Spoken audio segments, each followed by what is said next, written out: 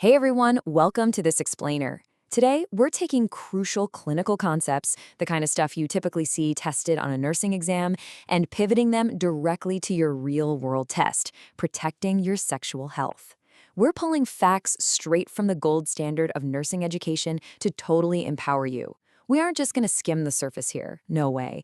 We're building a solid, foundational toolkit so you understand exactly how these barrier contraceptives work to keep you safe.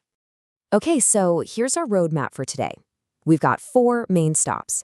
First, the universal golden rules. Second, demystifying male condoms. Third, exploring female condoms. And finally, proper application and withdrawal. Let's get right into it. Starting off with Section 1, the universal golden rules. These are your absolute, non-negotiable baselines. So what makes barrier methods so incredibly empowering? Well, for starters, you literally don't need a prescription. You can grab them right off the shelf anywhere. Plus, they're completely hormone-free, which is a total game changer if you're trying to avoid the side effects of hormonal birth control. But hey, with that easy access comes a bit of strict responsibility. Rule number 1, they are strictly single-use only. Once you use it, you're done with it. Toss it and get a new one every time. Next up, storage. You need to keep them in a cool, dry place. That means please don't leave them baking in your car's hot glove box. And definitely don't let them sit in your back pocket for months on end, giving you that classic wallet ring of death. Always, and I mean always, check those expiration dates, because these materials absolutely break down over time. And finally, the ultimate golden rule, never, ever use a male and female condom together. You might think, hey, double the layers, double the protection, but nope. The friction between those two materials will actually cause them to tear or dislodge, completely destroying your protection. Moving right along to Section 2, demystifying male condoms. Because honestly, materials really do matter. There's actually a pretty stark contrast in the materials out there, and you absolutely need to know the difference. Latex and polyurethane are fantastic because they give you dual protection. They block sperm to prevent pregnancy, and they block pathogens to protect against STIs.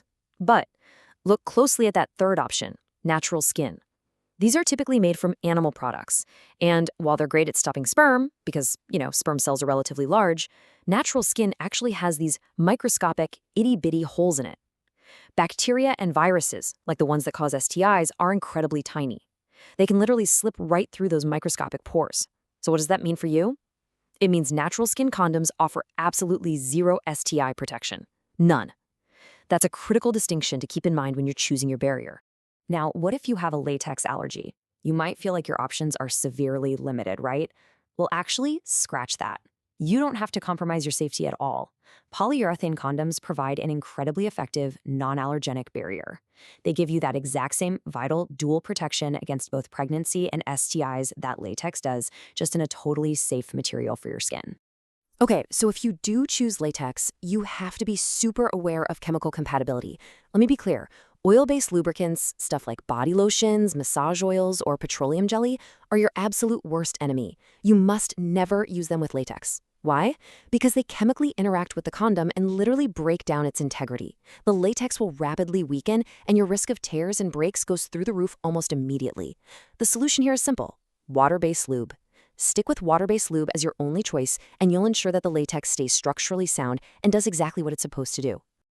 All right, let's pivot to Section 3, exploring female condoms. This is the alternative barrier in our toolkit. So unlike the male version, which goes over the penis, the female condom functions as a nitrile sheath that directly lines the vaginal walls. By inserting it inside, you're essentially creating a physical, unbreachable wall that stops sperm dead in its tracks before it can ever reach the cervix. It provides that essential barrier protection, but the real beauty of it is that it gives the receptive partner full, physical control over both the placement and the barrier itself. 8 hours. I want you to remember that number because it's the distinct advantage of the female condom. It can actually be inserted up to 8 hours before intercourse. Just think about the flexibility that offers. It gives you incredible control and all this preparation time. It completely removes that awkward need to pause and interrupt the moment later on, allowing you to be totally proactive about your sexual health on your own timeline. Which brings us to our final part, Section 4, proper application and withdrawal, because real-world execution is everything. So how do you actually apply and withdraw them perfectly every single time? Nursing students might just memorize these clinical steps for a paper exam, but your test is in the real world. Mastering these physical steps directly dictates your safety. Even a slight misstep in application can completely undo all the protection that Barrier is meant to provide. Let's make sure we get it right. Let's break down the mechanics from male condoms first. Step 1, it is absolutely mandatory to pinch the air out of the tip of the condom before you roll it down. You're doing this to create a reservoir. If you leave air trapped right at the tip, the pressure and friction of intercourse act exactly like squeezing a blown-up balloon. It will absolutely pop. Step 2, you roll it smoothly all the way down to the base of the penis. And step 3, well, this is where so many mistakes happen. You critically must hold the rim firmly during withdrawal. As you pull away, if you don't secure that base, the condom can super easily slip off and get left behind, or fluid can leak out the bottom, which completely compromises your protection. Now, mirroring this for female condoms, the mechanics change, but that need for total precision remains. Step 1, you squeeze the thick inner ring of the sheath to make it narrow enough to insert. Step 2, you insert it deep into the vagina.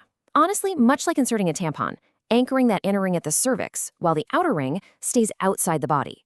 But here's the crucial final step, step 3.